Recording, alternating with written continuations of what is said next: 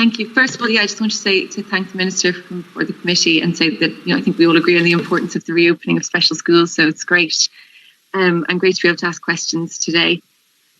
I suppose while this has been discussed a lot by the Dáil and the media, I hope that the committee can kind of bring a unique lens of focusing on rights. And Minister, you mentioned the UNCRPD at the beginning, and inclusive education is contained in the Convention on the Rights of Persons with Disabilities. But unfortunately, as we all know, that need hasn't been, or that right hasn't been met, especially since Christmas. And I suppose that we all know that the reality is that online learning is not suitable for most students who attend special schools.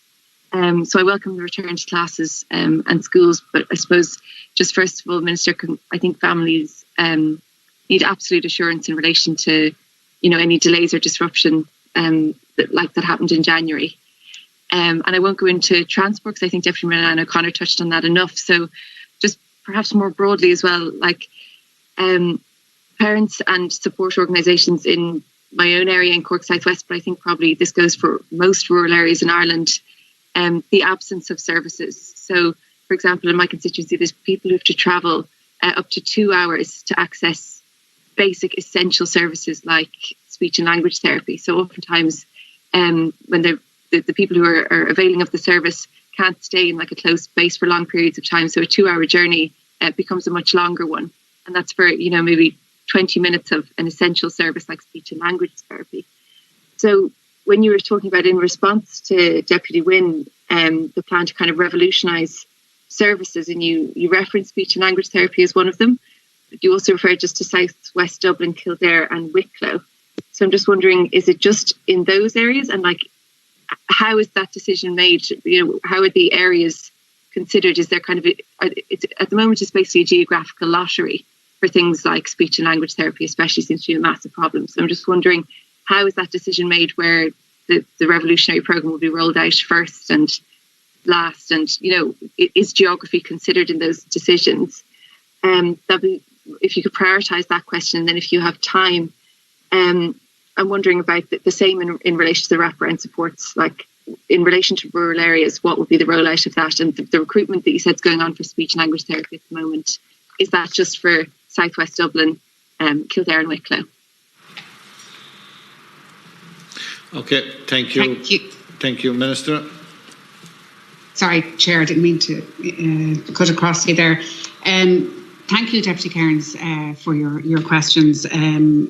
Obviously, online learning isn't suitable, and we're aware of that. And obviously, that's why we've been prioritising trying to get special education back. And as you say, at least we have the special schools at 50%, not 100%, not ideal yet, but it's a start, and we have special classes back.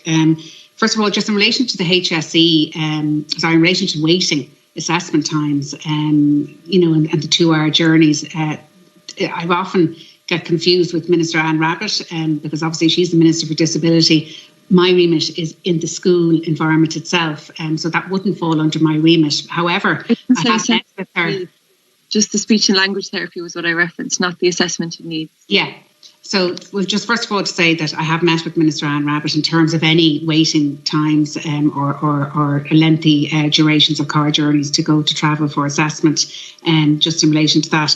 In relation to the school inclusion model, that was a pilot project that we did with 150 participating schools, so 75 preschools and 75 primary and post-primary schools in those areas that I mentioned, Wicklow and South West Dublin, etc.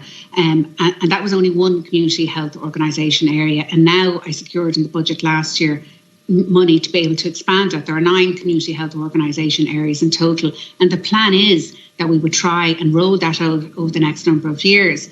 But to go to your particular question around how is it decided where the next, for example, expansion will be, and I know you mentioned Cork. Cork is obviously a particular area of concern, particularly for the National Council for Special Education, and it's a very high density area, and obviously there's a lack of places, and we have to do a lot of joint up thinking there.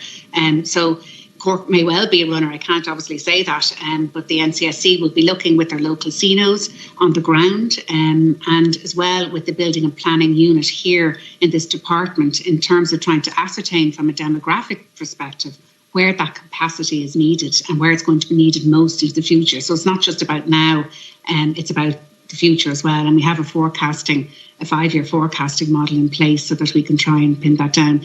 So we hope this year, and the officials can correct me if I'm wrong, but I'm hoping that this year we'll be able to establish where those next 2 community health organisation areas will be, so that speech and language therapy, occupational therapy, and all of those can be provided in situ in the school place itself, in the school setting, in addition to whatever HSE therapeutic service that child is benefiting. So it'll complement that therapeutic service.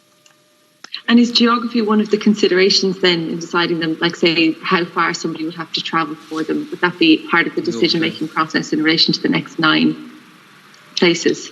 Yeah, the child will get the service in their school, so they won't be travelling to, like, it's not a HSE service, it'll separate, and so it'll be within their school environment. So I suppose obviously it depends how long they're travelling, that particular child is travelling to the school, but they will be, but geography will make a difference, absolutely, because obviously there are some pockets like South Dublin or Cork where there is more of a lack of places and assistance than others, so other criteria will be taken into account as well. How many children are needed? I mean, there are some areas where the need for services isn't as acute as others.